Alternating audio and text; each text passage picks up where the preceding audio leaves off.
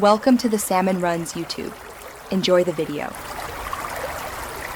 You start by confirming basic prerequisites: charge level, connectivity, and accurate date/time, because sync relies on SSL and correct timestamps.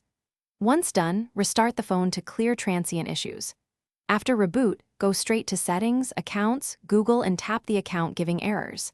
Make sure sync is enabled. If a specific service fails, toggle it off and back on. These steps quickly rule out common failures, so you can move to deeper fixes if needed. Next, target the components that manage sync. You clear cache and, if necessary, storage for Google Play Services and Google Services Framework, because corrupted data stops background sync. If errors persist, remove your Google account and re-add it.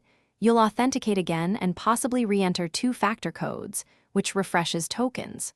Also update Play Store and the OS.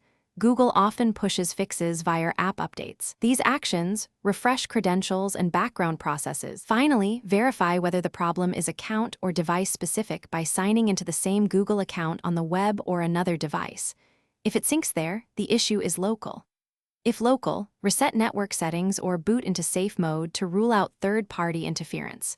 If all else fails, back up your data and perform a factory reset, which removes stubborn system-level corruption.